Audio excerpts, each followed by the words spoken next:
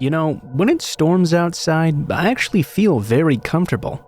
I know some people, and a lot of dogs as well, get very apprehensive, but not me. A storm comes on and I can nap or even sleep like a baby. I don't know why it's that way, but it's always just been comfortable for me. So, this story is going to be a bit weirder than you might normally hear. This happened when I was living in a small house that was not in the greatest neighborhood, I suppose. It was in a rural town in Tennessee. The biggest thing in town was a Walmart, and there were lots of fast food restaurants as well. I guess I lived more in the area where it was very cheap to get housing. This meant there were some unsavory people around. However, I had never really had any problems before. One of the things I hated was that the storms there were so wussy. I'm not sure what to call it other than that. I grew up in areas that had much more vicious storms in them, but there was almost never much of anything in that town. The one time I do remember having a severe storm also had an unexpected event happen as well. The storm came along in the afternoon, and it was pretty damn severe. I mean, dark, ominous green clouds, huge gusting winds, and tons of lightning as well. The coolest thing for me was how long the storm lasted. It went on and on into the evening, and eventually into the night as well. In fact, it was still going quite strong when I finally went to bed. Although I usually had some problems sleeping, I knew I would sleep like a baby during this storm. And I did. I fell right to sleep. It was when I got up in the morning that I had the shock of my life. My neighbor's house could be easily seen from my bedroom window. I saw it every morning when I woke up. But this time when I woke up and looked, it wasn't there at all. I got up and rushed over to the window. Peering outside, I became even more shocked. Their house was just a pile of rubble, and theirs wasn't the only one. Several other houses on that side of the street were all completely destroyed. There were power lines downed everywhere. There were broken trees strewn about, and even some overturned cars as well. Although I could guess what had happened, I didn't have it confirmed until a while afterward. A tornado had struck our neighborhood during the night. This wasn't my first experience with a tornado. I knew how loud and scary they were, but somehow I had slept peacefully through the entire experience. Also, by some miracle, my house had not been damaged almost at all. I lost some shingles and a single basement window was broken. I wasn't sure if it was from the pressure of the wind or the debris, but I did have the tree in my front yard broken in half as well. It was so frightening because I began thinking about what could have happened if that tornado had hit my house instead of all the others. I had obviously somehow slept through all the alarms. It was conceivable my house could have fallen in on me and killed me in my sleep, and I would have been none the wiser. I also could have been picked up by the tornado as well. I could have gone to sleep during the storm feeling nice and never woken up at all. Before you think I'm feeling sorry for myself though, at least no one was killed or seriously injured in the storm. Fortunately, everyone else had heard the alarms just fine and gotten to shelter in time.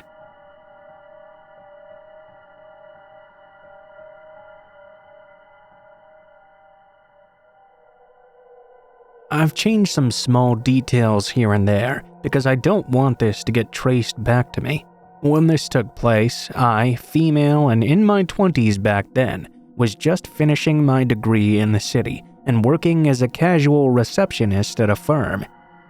One of the employees, Nick, told me one day that one of his clients, who he said was a stand-up guy, thought I was very cute and wanted to see if I would be okay to give him my number. We went to dinner and he was charming enough. He was in the medical field and about 7 years older.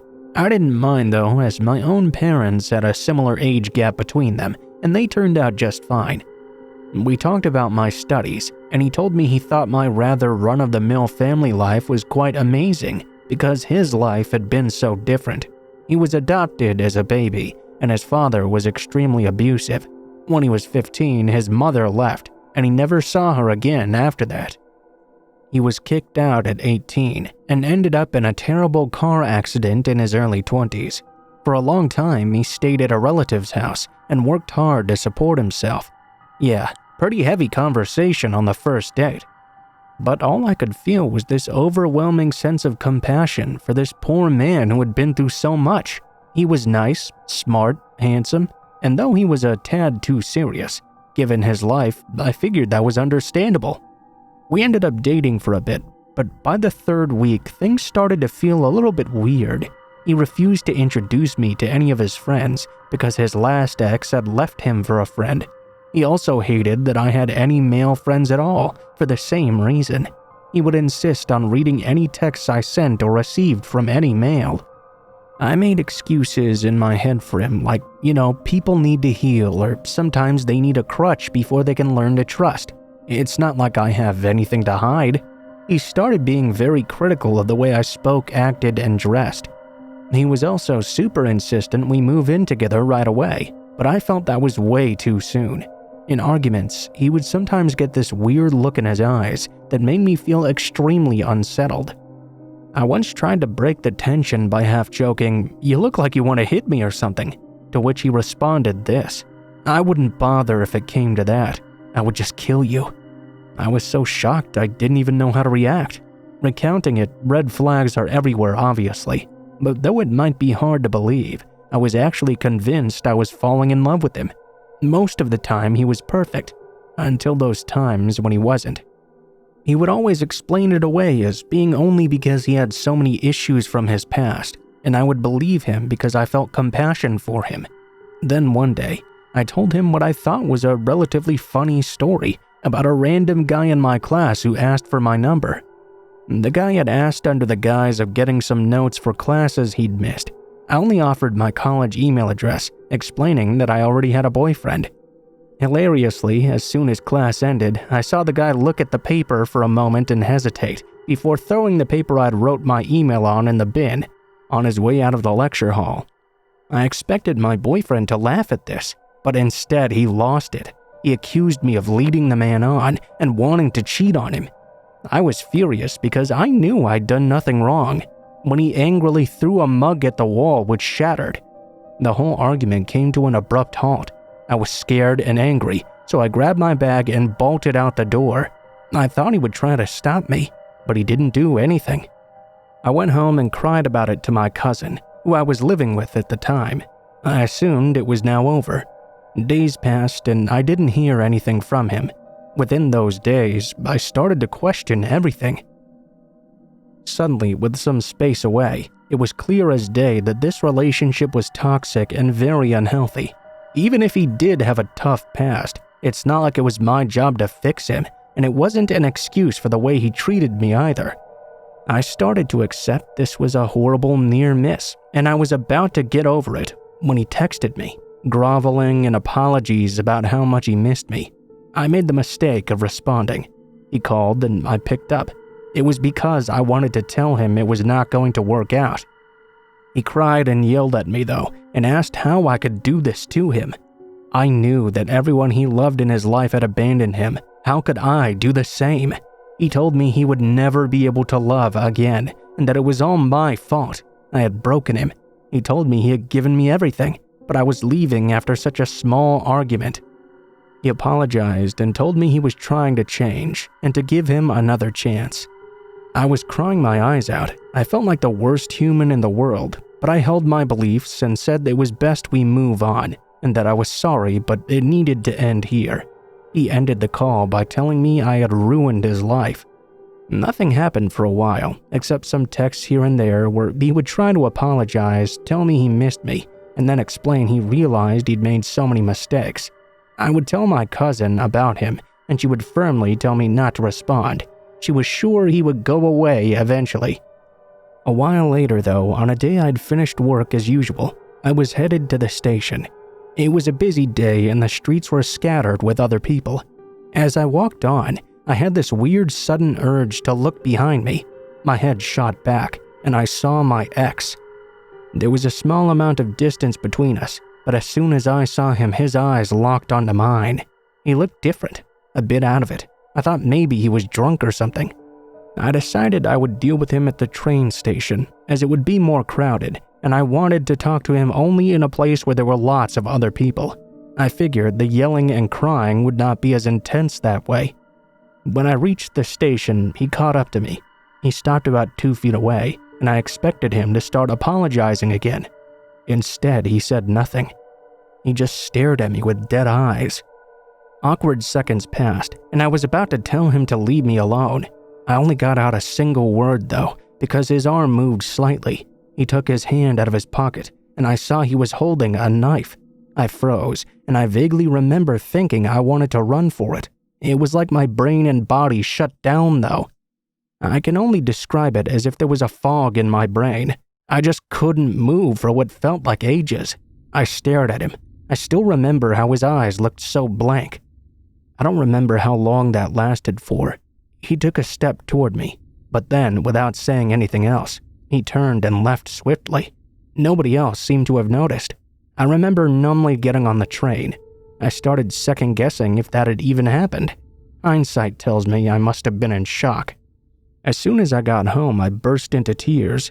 My cousin calmed me down and helped me call the police. In the end, the security cameras were not placed in a spot that could clearly show he had a weapon, so the police couldn't do much. After that, I didn't see my ex again. I ended up quitting my job, changing my number, and moved away to another city.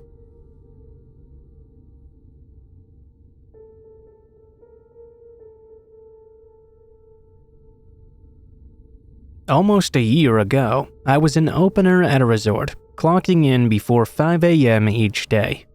The resort is located inside an affluent neighborhood in a very wealthy town/suburb. Employees had to park in one of 2 parking lots at either ends of the property. The lot I chose was adjacent to a long and winding road outside the resort, which led to the rest of the neighborhood.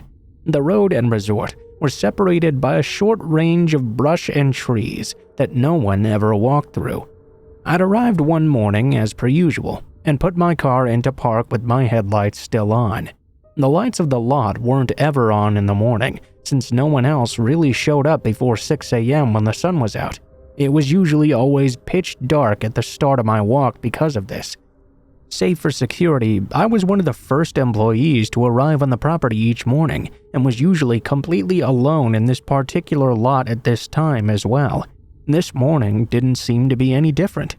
I had my hand literally on my keys, my brain in the process of turning off my car, when I noticed what seemed to be a young girl, maybe 14 or 15 years old, come scampering through the span of trees that separated the resort from the outside road. She was directly in front of my car, and my headlights illuminated a clear view of her in the pitch black. She looked like she was in high school, had long blonde hair, and seemed to be wearing pajamas maybe, like she'd just left her house or something. The thing that bothered me most about her, though, was that she would not stop laughing and giggling like a maniac. I could hear her laughing from outside the car. She was visibly laughing at something I wasn't aware of or could not see. It looked so unnatural. She would occasionally glance at different areas, as if somewhere else were there waiting just outside my headlights. She waved at me as if it were a normal gesture, and then ran to my passenger side door. This happened in a matter of seconds. I wasn't even really sure what was happening, and my anxiety was spiking. I simultaneously yanked the aux from my phone to shut whatever song had been playing off, while grabbing my lock button. I remember feeling panic for not remembering if I'd locked the doors. The girl began to violently pull on the door handle and slam on my passenger side window. I realized because I hadn't turned the car off yet, they'd stayed locked.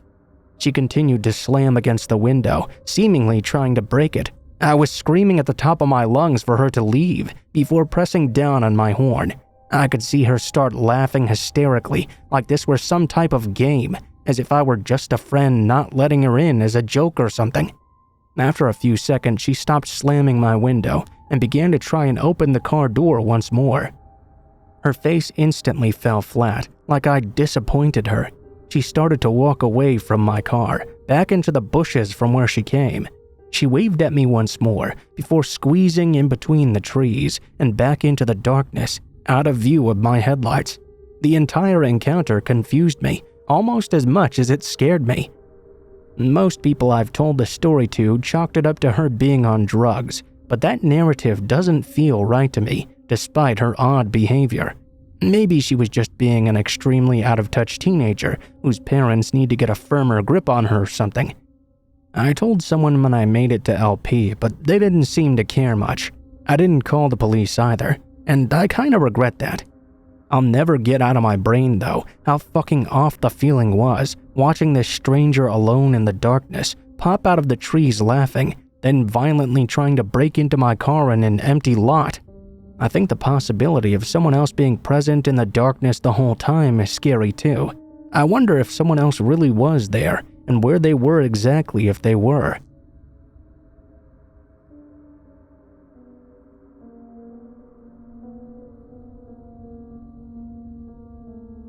This happened years ago when I was barely 14. My middle school and the middle school of my best friend at the time organized a trip abroad to Great Britain, London to be exact. It was supposed to be a few days of looking at the London attractions, museums, and shops. It was really fun actually, until it suddenly wasn't. For the day before we were supposed to leave and go home, we were brought to the streets with some interesting shops. We received free time for shopping as well. Our teachers and guide had a brilliant idea. They told us that after the time for shopping had ended, we had to meet them on a different street altogether. In retrospect, it was like 100 meters away, but still. They did that without any of us being familiar with the city. Most of us had never been in London. We barely spoke English either, and didn't have a map of the city. Roaming services didn't work correctly in the area either.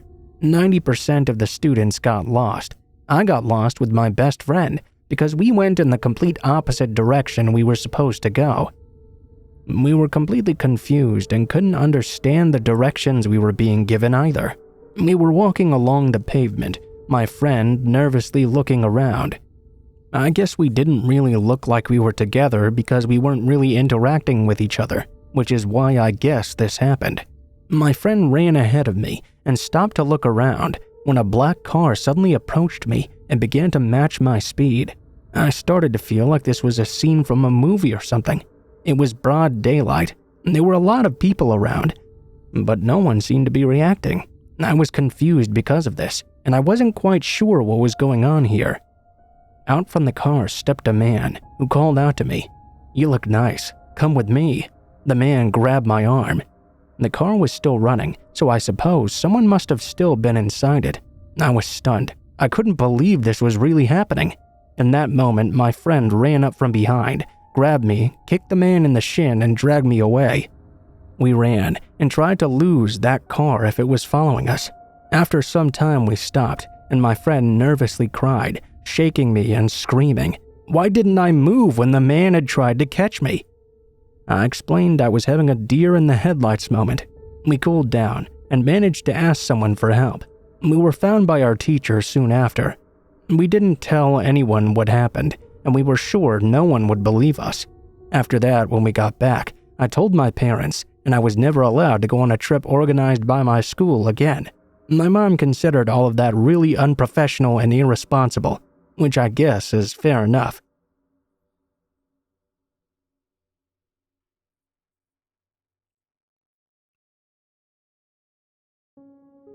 I work at a higher-end women's clothing store in my state's largest mall. We're also seriously understaffed and generally only have one manager and one associate on at all times. This will be important for later. This incident happened 2 weeks after I was promoted to manager. It was my first night closing the store as the manager on duty, and I was already nervous because of this, even though I'd had weeks of training already. A few hours into my shift, my store manager asked me to hang a banner in the front window promoting some sort of sale. I asked my associate Allie to help me out because the sign was very heavy and hard to put up by myself. It took about 20 minutes of struggling to get that damn thing set up, but eventually we did it. As I was cleaning up the supplies I'd needed to do this, I locked eyes with a man outside the store. The man was sitting on the bench in the middle of the corridor my store was in, seemingly talking on his phone. No big deal. People are always out there. Probably he was just waiting for someone. Our store was between a popular bra store and a well-known coffee chain, easy landmarks for people unfamiliar with our mall. I gave the man a quick smile and continued on my way. An hour later, though, Allie rushed up to me and told me the same man was still sitting on the bench outside on his phone. That raised a bit of a red flag for me. The mod is always supposed to be near the front of the store, but being so understaffed, managers are always running back and forth from the front to the back where the registers are. I happened to be helping ring someone out when she told me this. In the last few months, we'd had a few people grab piles of clothes off the table at the front of the store and try to run out.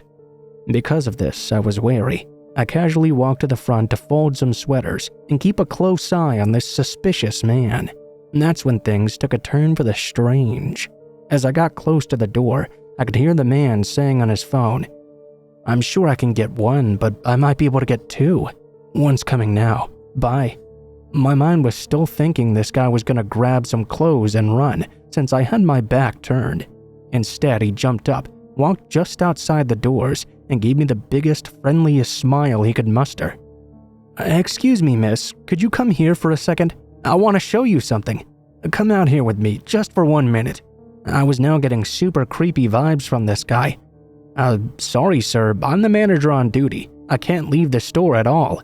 I backed up a few feet. Shucks, I just wanted to show you how wonderful your sign looks from outside. I saw you ladies struggling to put it up earlier. I wanted to offer my help, but I knew it was probably against the rules. I understand being friendly, but this guy was being overly friendly. I could feel he was trying to charm me. "Oh, thank you. Those signs are heavy and can be quite a pain to put up." The man walked into the store. I gave him a weak smile and backed up towards the middle of the store to straighten things up, while still keeping an eye on him. I looked for my coworker, only to see she'd disappeared into the back room. So much for power in numbers, I guess. He started to randomly wander around, looking at different items, checking the tags, clearly pretending to be browsing. As he got towards the back of the store, my store manager came out of the back room. She started talking about schedules and meetings, so she was clearly the one in charge of everything. He saw her and made his way towards the exit. I was still at the front, but had wedged myself between a table and two mannequins. "You're doing a great job out here. You lovely ladies have a wonderful evening." The man tipped his hat and ran off. My manager was on her way to the doors when I jumped in front of her to explain everything. I had seen just about every side of her, but I've never seen her look concerned as she looked when I told her that. Being the no-nonsense type of person she was, she told me she was going to go ask him why he was trying to lure me out of the store. She walked out the door, looked toward the direction he'd walked away, and came back to tell me he was now standing in a spot I wouldn't be able to see him unless I walked out of the store. Unfortunately, she couldn't stay with us any longer as she had an appointment she needed to see to. She told us to call security immediately if the man appeared again. As luck would have it, 30 seconds later, 2 guards were passing by my store. I flagged them down and explained everything. They were clearly concerned as well, which surprised me. They said there'd been reports of suspicious people trying to lure a young woman out of the mall. They started walking toward the direction the man was in to have a chat with him. 5 minutes later, one guard came back and asked me if a man sitting further down the corridor was the same man. It was. He wasn't too close, but was still close enough to come back when he had the chance. At this point, I was about to have a panic attack and almost started crying. The guard stayed a close distance from my store for the rest of the night.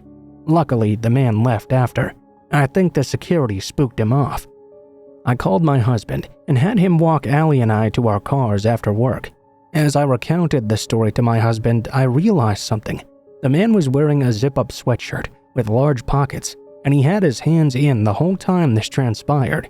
I firmly believe that if I'd walked out the store, he would have pulled a concealed weapon on me to try to get me to leave the mall quietly.